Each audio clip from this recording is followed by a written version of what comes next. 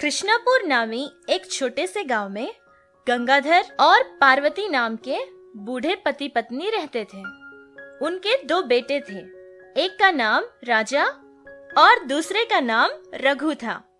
गंगाधर और उसकी पत्नी पार्वती ने बहुत मेहनत करके अपने दोनों बेटों को उनकी हैसियत से भी ज्यादा पढ़ाया था।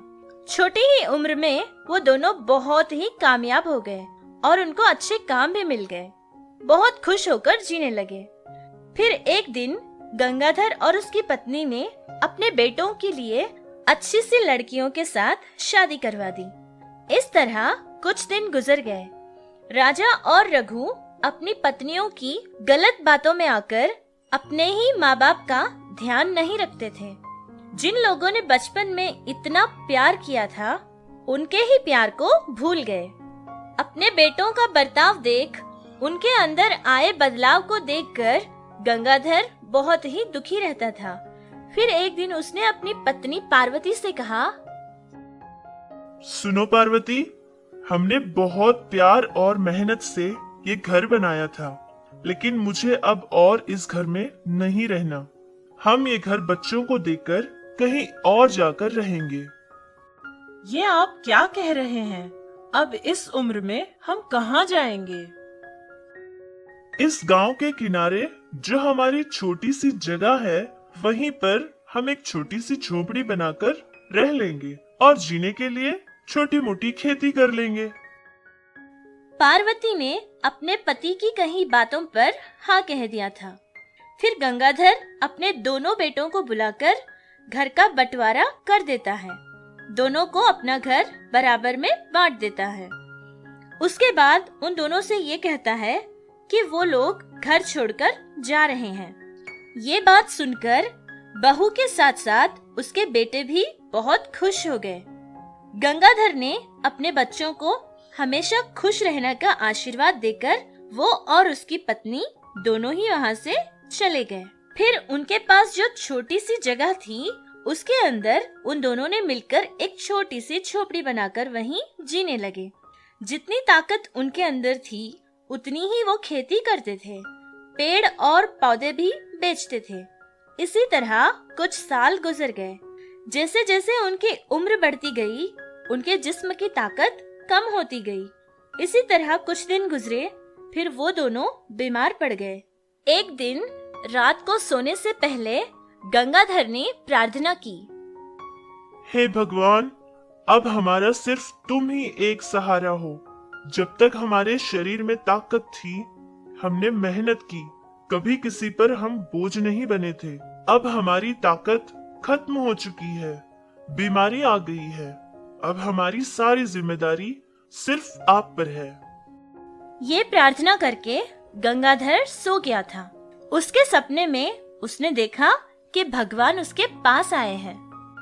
गंगाधर, मैंने तुम्हारी प्रार्थना सुनी है और तुम्हारी सारी बाधाएं भी मैं जानता हूँ। मैं तुम्हें एक वरदान देना चाहता हूँ। यहाँ से कुछ दूर एक जंगल है। उस जंगल के पूरब की तरफ एक जादुई नदी है। उसमें 3 बार डुबकी लगाने से तुम फिर से जवान हो जाओगी। सपना खत्म होते ही गंगाधर की आँख खुली।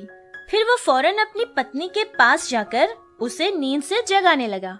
पार्वती, ओ पार्वती, सुनती हो? उठो तो। अरे क्या हो गया? इतनी रात में नींद से क्यों जगा रहे हो? अब ऐसा क्या हो गया? मेरे सपने में भगवान आए थे और उन्होंने मुझसे कहा कि जंगल में एक जादुई नदी है, जिसमें 3 बार डुबकी लगाने से हम जवान हो जाएंगे। क्या? आपकी तबीयत तो ठीक है ना? ये जादुई नदी क्या है? सच कह रहा हूँ, मैंने सपने में देखा था। उस नदी के ऊपर एक इंद्रधनुष था। वो सारी ही जगह बहुत खूबसूरत थी। कल हम दोनों वहाँ जाएंगे। जब तक तुम अपनी आंखों से देख नहीं लोगी, तब तक तुम्हें मेरी बातों का विश्वास नहीं होगा। दूसरे दिन सुबह वो दोनों पति पत्नी मिलकर जंगल की तरफ निकल गए। पूरब की तरफ चलते हुए बहुत दूर तक जाने के बाद उनको वहाँ एक नदी नजर आई।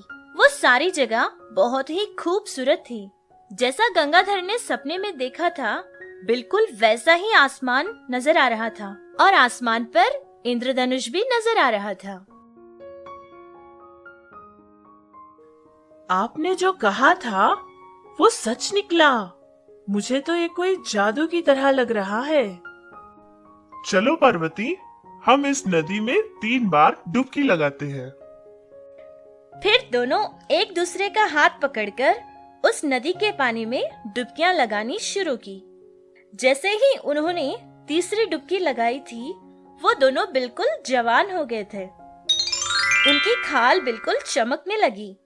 वो एक दूसरे की तरफ देखने लगे, बहुत ही हैरान थे, लेकिन अपने आप को पानी में देखकर बहुत खुश हो गए। खूबसूरत चेहरा और सुकून वाला दिल, ताकतवर शरीर पाकर बेहद खुश थे। दोनों ने भगवान को प्रणाम किया और वापस अपने घर चले गए। अपने बच्चों से भी ज्यादा जवान हो गए थे। कुछ साल गुजरने के बाद राजा और रघु के बीच झगड़ा हो गया और वो दोनों अलग अलग घरों में रहने लगे। फिर उनके बच्चे भी उनकी ही तरह अपने माँ बाप को सताने लगे। तब जाके उनको ये समझ आ गया कि उनको ऐसा नहीं करना चाहिए था। जो माँ बाप उनका इतना ख्याल रखते थे, उनके साथ इतना बुरा बर्ताव करके राजा और रघु को बहुत ही शर्मिंदगी महसूस होने लगी। फिर उन दोनों को अपने गलती का एहसास हो गया। लेकिन गंगाधर और पार्वती जो वरदान भगवान ने उन्हें दिया था, उसका गलत इस्तेमाल नहीं किया, बल्कि जो बूढ़े लोग होते थे उनकी पूरी देखभाल किया करते थे। अनाथ लोगों को भी अपने घर में रखते थे। उन्होंने एक खूबसूरत घर भी बनाया था, जिसमें वो सारे लोग मिलकर बहुत ही प्यार से जीने लगे। बच्चों, ये कहानी कितनी अच्छी है ना? सच है कि जो माँ बाप हमारे लिए कुछ भी करते हैं, उनको बुढ़ापे में हम छोड़ देते हैं। हमें चाहिए कि जो प्यार उन्होंने हमें बचपन में दिया होगा, वही प्यार हमें उन्हें उनके बुढ़ापे में देना चाहिए। ठीक है बच्चों? तो आप भी अपने माँ बाप का हमेशा ख्याल रखना और उनसे ढेर सारा प्यार करना।